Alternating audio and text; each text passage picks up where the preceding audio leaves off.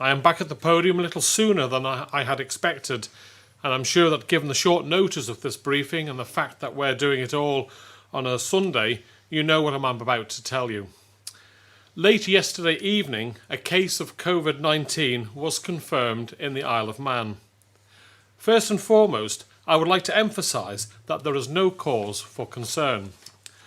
The positive test result came from a resident who was having recently returned to the island. This individual has been self-isolating alone at home for 7 days. The individual concerned has not been outside of their home during that time. They have told us that they have complied with all of the instructions issued to them on their return. They will now continue their self-isolation until we know that they pose no risk to others. It was sadly inevitable that COVID-19 would return to the island at some stage. We have said so on a number of occasions now, so we should not be disheartened by this. The robust processes and procedures we have in place have worked precisely as they were designed to do, meaning that this single case is contained and the risk to our community is extremely low. Our contact tracing team will of course work to ensure that there are no loose ends. But knowing what we know at this moment, the situation is as positive as we may have hoped. Work is now underway through our contact tracing team to identify and reach anyone who may have come into close contact with this person. Only those at high risk of exposure, that is someone who has been in close proximity to this person for longer than 15 minutes with no PPE, will be asked to self-isolate, and even then only as a precaution. While we can no longer technically say we have no cases on the island, we have no reason at present to think we have COVID in our community. And I want to make it clear that there will be no change in our approach to coronavirus at this stage. You are free to continue going about your daily lives as normal, and schools will resume on Wednesday. The rollout of optional Day 7 testing for returning residents, which I announced on Thursday, will still go live tomorrow as planned. The compassion and solidarity everyone on our island has shown throughout this pandemic has been an outstanding quality of our community's response. Today, one of our own is at home with the knowledge that they have tested positive for COVID, and they will undoubtedly be concerned. I am sure you will join me in wishing them the very best over the coming days and in thanking them for acting responsibly. It is by doing the right thing and following the rules in place that we will protect our community from the impact of a return of the virus. I will now hand over to Minister Ashford, who will say a few words. David. Thank you, Chief Minister. The first thing I want to say is we have made clear all along that this would be likely to happen, that we were likely to see more new cases like this. Unfortunately, with the virus going around the world, it is inevitable.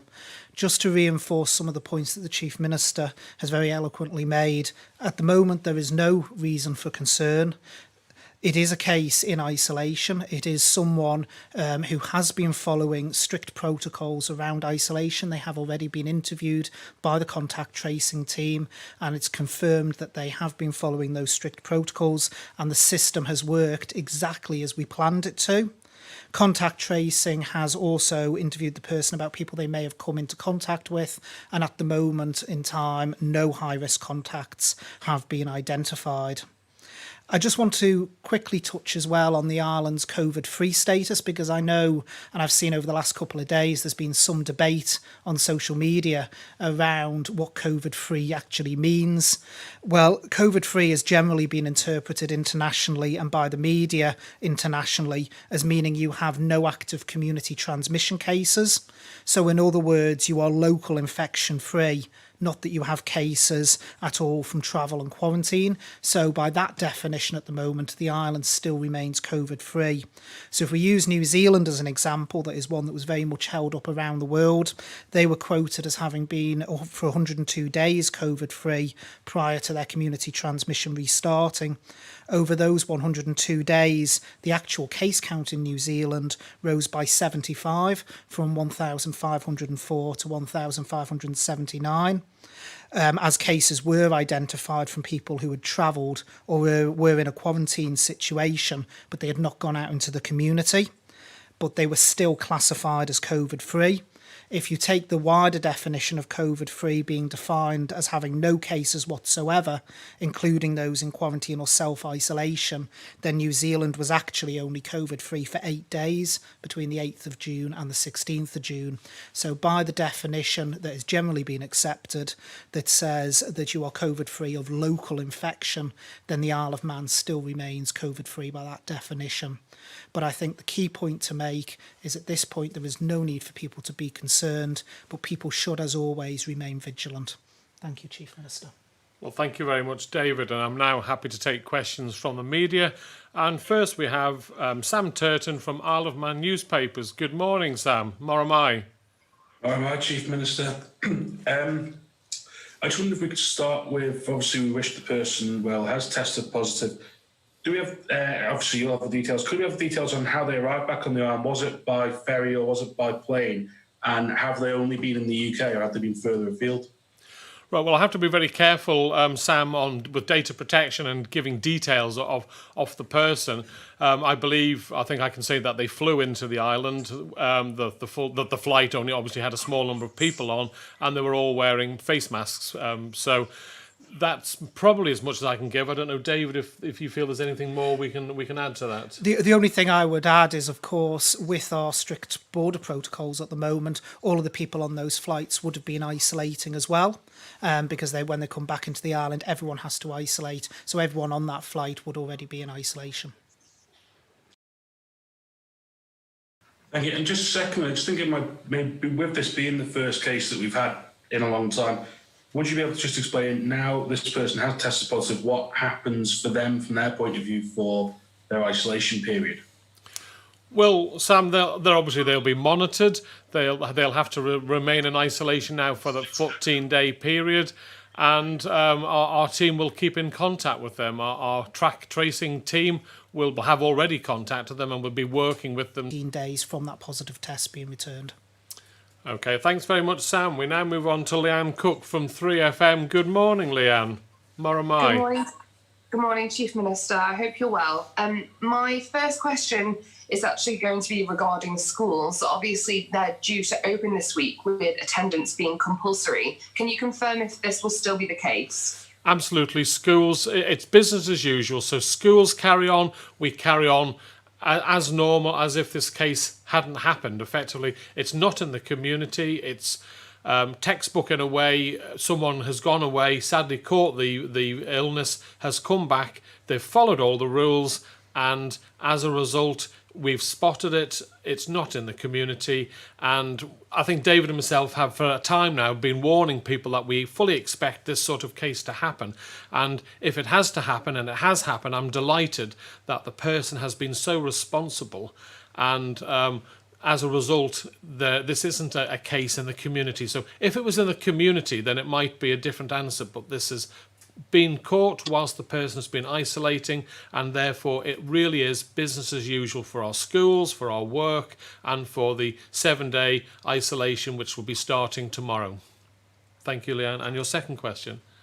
And my second question, I know you've mentioned in regards to contact tracing, could you give us a rough ballpark of how many residents are due to be contacted? Right, I don't know, David, if you want to give those details. Well, at the moment, Leanne, no one has actually been identified as a high-risk contact. My understanding is there is only one low-risk contact that has actually been identified. But obviously, contact tracing is ongoing. This was only identified late last night, but that's the figures I have to hand at the moment. Okay. Thank you. Thank you very much, Leanne. We now move on to Josh Stokes from ITV Granada. Good morning, Josh. Moramai. Good morning, Chief Minister. My first question is similar to the Anne's, actually. In regards to contact tracing, can you go into any detail into what will happen to those people who travelled with the infected individual, whether that be on the flight or their journey to where they were isolating? Have they been contacted at all, and will their self-isolation be extended in any way? I'll let David answer that. Yeah, in relation to the people who were on the flight with the person, obviously they are already in isolation, Josh, because basically that's our border policy at the moment anyway. So unless someone actually starts to show symptoms, then they won't necessarily have to isolate past the isolation period they've already got.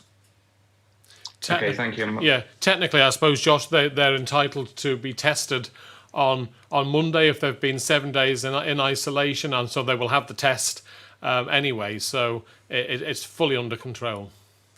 Okay, thank you. My second question is to the Health Minister, please. I've got the documents up in front of me detailing the 3-day averages and what the infection rate would need to be spreading to cause any kind of change. You're able to just go over this document in particular again and that particular part, because I'm sure people will be concerned about what will happen if this escalates, and are you sticking to that document and those plans? We most certainly are sticking to that document, the Stay Safe document that was issued, and I think it's page 26 of the document that you're referring to, Josh, which has the 3-day averages in. I need to point out the 3-day averages relate to community transmission. As the Chief Minister and myself have just stated, this is at the moment an isolated case of someone who has travelled in, been in isolation. Our 3-day averages are based on community transmission. At the moment, we have no community transmission. Okay, thank you. Okay, thank you very much, Josh. We now move on to Tim Glover from Manx Radio. Good morning, Tim. Moramai. Good morning, Moramai, Chief Minister and Health Minister. Did the person, I just want to confirm this, develop symptoms while they were self-isolating? Because obviously the 7-day test regime doesn't start till tomorrow. So did they specifically request a test as they were feeling unwell? Right, again, Tim, I have to be careful with data protection, so I will ask the Health Minister, who has the technical details on this, to give you an answer on that, Tim. So what I can say, Tim, is there is a set pathway in place for certain individuals where they have always been able to be tested after 7 days for certain circumstances. The individual was on one of those pathways.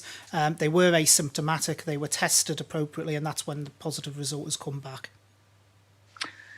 And can I ask what Guernsey's reaction's been? We're getting quite a lot of comments about the air bridge. Is there no change there? Well, obviously, my team have spoken to Guernsey this morning. I will be speaking with the Chief Minister of Guernsey on Wednesday.